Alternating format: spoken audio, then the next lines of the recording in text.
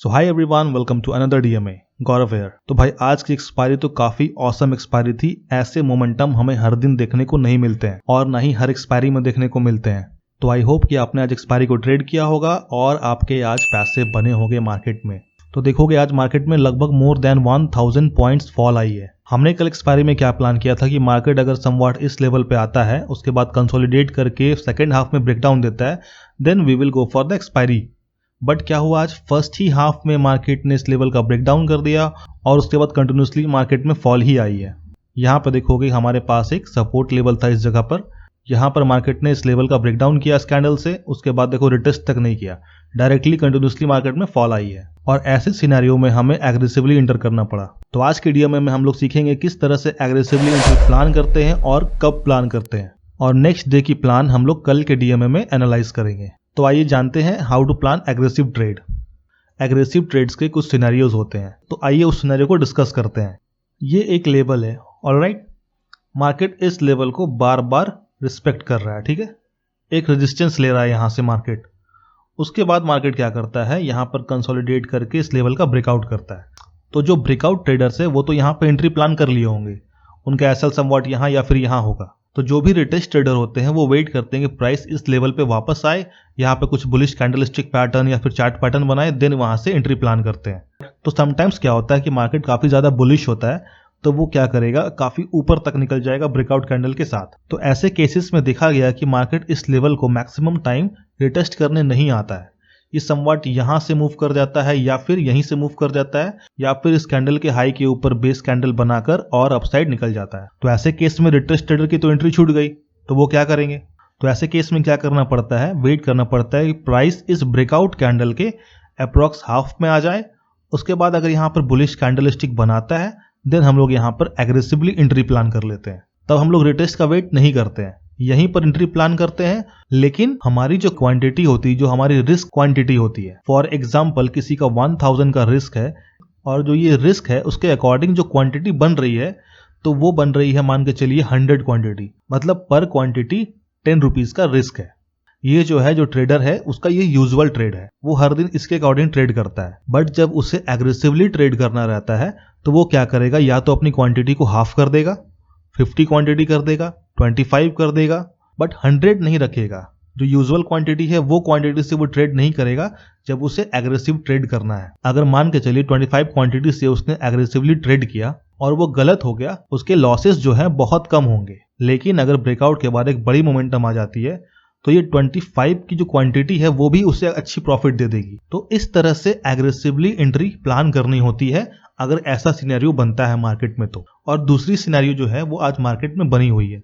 यहाँ देखोगे ये बैंक निफ्टी की 15 मिनट की टाइम फ्रेम है। मार्केट ने सपोर्ट का ब्रेकडाउन कर दिया इस कैंडल से। तो रिटेस्ट ट्रेडर ऐसे में क्या प्लान करेंगे कि प्राइस यहाँ पर आए, यहाँ पर एक बेरिश कैंडल बनाता है तो फिर यहाँ से एंट्री एग्जीक्यूट करेंगे डाउन साइड के लिए। बट देखोगे यहाँ पर जो है प्राइस रिटेस्ट किया नहीं, और उसके बाद देखो यहाँ पर एक बेस कैंडल बनी है, प्राइस में बनी है बेस कैंडल, एक डोजी कैंडल बोलो चाहे बेस कैंडल बोलो। क्लोजिंग कहाँ है, ब्रेकआउट कैंडल के नीचे क्लोजिंग है। तो ऐसे सिनेरियो में हमें क्या देखना पड़ता है कि इस बेस कैंडल का हाई ब्रेक हो रहा है या फिर लो ब्रेक हो रहा है। तो ऐसे सिनेरियो में क्या हो रहा है, लो ब्रेक हो रहा है। तो ये सिनेरियो रिटेस्ट ट्रेडर भी देख रहे हैं, तो वो देख रहे हैं कि अब प्राइस ऊपर नहीं आने वाली है, थोड़ी सी प्राइस यहाँ तक आ गई, तो वो क्या करेंगे, अपनी क्वांटिटी कम करके यहाँ पर एंट्री एग्जीक्यूट कर लेंगे और समवॉट इसके ऊपर या फिर इस ब्रेकआउट कैंडल के ऊपर अपना एसएल प्लेस कर देंगे और उसके बाद मोमेंटम को राइड करेंगे। इतनी बड़ी जो मोमेंटम मिल गई तो उनकी छोटी क्वांटिटी में उन्हें एक अच्छी प्रॉफिट दे गई। तो ये भी एक केस बनती है जहां पर हम लोग एग्रेसिवली ट्रेड प्लान कर सकते हैं। तो जो बिगनर्स इस तरह की एग्रेसिव एंट्री एग्जीक्यूट करना चाहते हैं तो पहले वो छोटी क्वांटिटी से इक्विटी में ट्रेड कीजिए, इंट्राडे इक्विटी में ट्रेड करके देख लीजिए कि वहां आपको प्रॉफिट मिल रही है कि नहीं मिल रही है। उसके बाद आप ऑप्शन ट्रेडिंग में आना, बिकॉज ऐसा भी होता है मार्केट में कि इसका हाई टूट गया और सीधा प्राइस यहां से रिवर्स करके सेलर को ट्रैप करके निकल गया। और बिगनर्स की गलती क्या होती है कि वो अपने लॉस वाले ट्रेड को होल्ड करके रखते हैं, जिसके कारण लॉसेस बड़े हो जाते हैं। तो first trade in equity intraday, उसके बाद आप यहां पर ऑप्शन में ट्राई करना। और ये सेम सिनेरियो वैलिड है आपको अप ट्रेंड के लिए भी, ये डाउन ट्रेंड में भी वैलिड है और अप ट्रेंड में भी वैलिड है, बस क्वांटिटी को आपको कम रखना है। एक और सिनेरियो देखते हैं।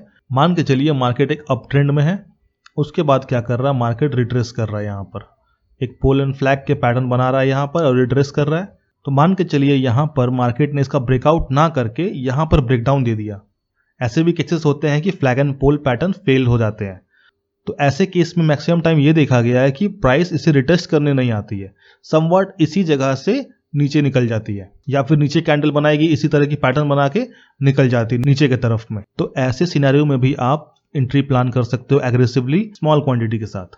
और ये जो चीज़ है ना, मैक्सिमम चार्ट पैटर्न में काम करती है। जैसे फॉर एग्जांपल एक और चार्ट पैटर्न ले लेता हूं मैं, जैसे ये हमारी एक बुलिश ट्रायंगल चार्ट पैटर्न है, ठीक है। ये ट्रेंड लाइन बनी हुई है। अगर मार्केट यहां पर ब्रेकआउट के बाद बायर्स ट्रैप हो जाते हैं मार्केट में, ठीक है, यहां पर बायर्स ट्रैप हो गए, ये जो है कैंडल ये रेड कैंडल है, ठीक है, बायर्स ट्रैप हो जाते हैं मार्केट में, और उसके बाद इस ट्रेंड लाइन का ब्रेकडाउन होता है, साथ में ये देखो स्विंग का ये ब्रेकडाउन हो गया। तो ऐसे केस में भी मैक्सिमम टाइम देखा गया कि मार्केट इस लेवल को रिटेस्ट करने नहीं आता है, प्राइस यहीं से नीचे चली जाएगी या फिर इस स्विंग के आसपास से रिटेस्ट करके नीचे आ जाएगा। इस ट्रेंड लाइन को ब्रेक डाउन किया है, इस ट्रेंड लाइन को रिटेस्ट करने प्राइस नहीं आता है। तो ऐसे केस में भी आप एग्रेसिवली एंट्री प्लान कर सकते हैं। अगर ब्रेकडाउन हुआ, अगली कैंडल पे एंट्री प्लान कर सकते हैं आप, और इसी ब्रेकडाउन कैंडल के हाई के ऊपर आपका एसएल होगा, और उसके बाद राइड करो मोमेंटम को। मोमेंटम अगर बड़ी मिलती है तो स्मॉल क्वांटिटी भी बिग प्रॉफिट्स दे जाते हैं। तो एग्रेसिव एंट्री की थंब रूल क्या है? क्वांटिटी आपको कम रखना है, स्मॉल क्वांटिटी से आपको ट्रेड करना है अगर आप एग्रेसिवली ट्रेड प्लान करते हो। तो आपको कॉमन सिनेरियो मैंने बता दी है कि कब कोई ट्रैप हो रहा है या फिर ब्रेकडाउन पे रिटेस्ट नहीं हो रहा है, मार्केट कंटिन्यू कर रहा है इस तरह के बेस कैंडल बनाकर, तो भी आप यहाँ पर एंट्री प्लान कर सकते हो एग्रेसिवली। और हमने आज की एक्सपायरी में यही चीज़ किया। हम लोग भी वेट कर रहे थे कि प्राइस अगर यहाँ पर रिटेस्ट करता, देन यहाँ से कंटिन्यू करता, तो हम लोग फिर एंट्री प्लान करते। हमें समवॉट जैसे ही इस बेस कैंडल का लो टूटा, हमने एंट्री प्लान की थी, ये हमारी एसएल थी। इस चीज़ के कारण हमारी एंट्री लेट एग्जीक्यूट हुई और हमें हाई प्राइस पे एक्सपायरी प्लान करना पड़ा।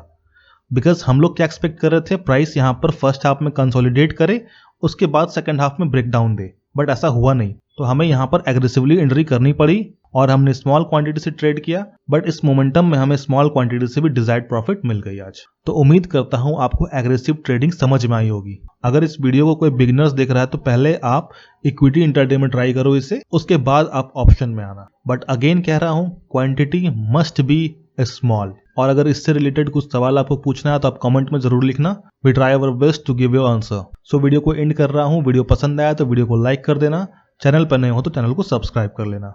जय हिंद, थैंक यू।